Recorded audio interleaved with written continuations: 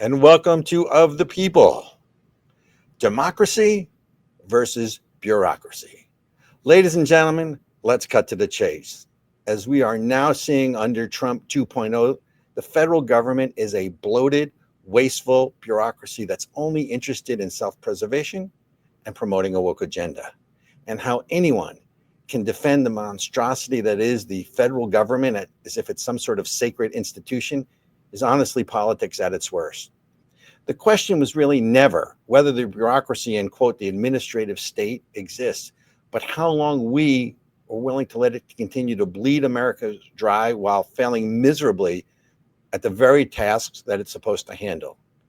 So let's talk a little bit about waste. And by waste, I mean jaw-dropping, abusive waste. Let's start with the Pentagon. The U.S. Department of Defense has failed multiple audits in recent years, and they literally cannot account for trillions of dollars. And we're talking about the Department of Defense, whose annual spending is more than most countries' GDP. And they admit they have no idea where billions, let's try that again, trillions of taxpayer dollars are going. As recently as 2021, the Pentagon couldn't account for $2.3 trillion of its own assets, notwithstanding what they left in Afghanistan. And that's the tip of the iceberg. This is our government who's supposed to win wars and keep us safe, and they can't even keep track of their own spending. Did anybody face any serious consequences for that? Of course not. But it gets worse the deeper you look.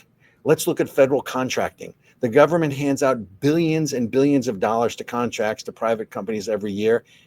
And more often than not, they're poorly managed, wasteful, and overinflated. And you know that whole, Lexus in the parking lot scenario?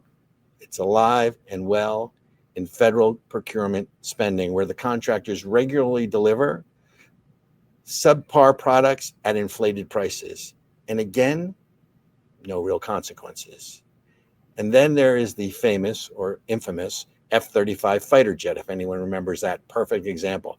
Originally priced at $233 billion, it is now overrun to $1.7 trillion, and it is still not fully functional.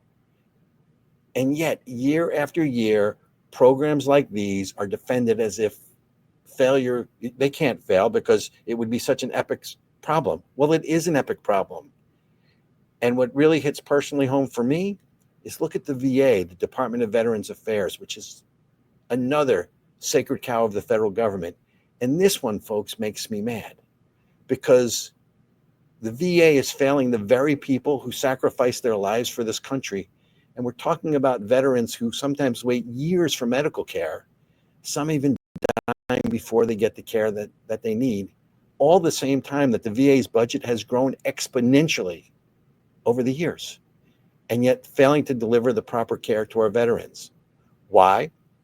It's simple, because the bureaucracy that runs the VA is bloated and inept and simply can't deliver the services it was designed to. So you have the bureaucrats and the union reps defending the agency, and their solution is what it always is. Just throw more money at it. That'll solve the problem. Throwing more money at education doesn't work. I defy anyone to show me an example where it does. And throwing more money at a bureaucracy surely doesn't work. And the truth of the matter is that our veterans deserve better, and this country owes them. And we are failing them because of bureaucratic waste and incompetence. Unless you think I'm not going to go there, let's talk about the ongoing defense of this woke federal civil service employees union and those things. This is not about ideology or social progress. It's about that these agencies only care and focus on their pet projects, diversity, DEI, quotas, and climate change. While the basic government functions like, infrastructure maintenance, education, fall apart at the same time. Because the truth is that the federal employees are more interested in pushing their progressive social policies than actually solving the world's problems. And across government, we see that. The solution from the bureaucrats is always hire more people and spend more tax dollars. We call that OPM, other people's money, in this case, yours and mine. And no surprise who's defending the status quo, the Democrats and the unions. And they position themselves as some sort of champion of the people, but they're the ones that are clinging to the bloated, wasteful bureaucracy that's obviously broken. And rather than confronting these issues head on, they continue to defend the inefficiencies, and these bureaucracies are somehow untouchable. And like a broken record, they argue it's simple: spend more money, invest more, and hire more civil servants. And simply they ignore the fact that the civil servants are the very same people that created and perpetuating the waste and failure to begin with, right? Defending a system that already doesn't work. So what's really happening here, it's not just about bad governance. It's a betrayal of the people, because the same people year after year are expected to foot the bill, that's you and me, for this endless cycle of waste, fraud, and inefficiency. And it's the same hard-earned dollars poured into the system that doesn't produce the results. And the reality is, and the reason Trump got reelected with a mandate, I might add, is if we don't start holding these bureaucrats accountable with real reform and transparency, we're allowing the very system that meant to serve us to rob us. Democracy means government by the people, and more importantly, for the people. But when politicians and unions defend a bureaucratic monstrosity that only works for itself, it's no longer democracy. It's really a parasite masquerading as a democracy. And it's long past time we stop pretending this system is working. The country can't afford to keep defending the waste and the fraud and the inefficiency.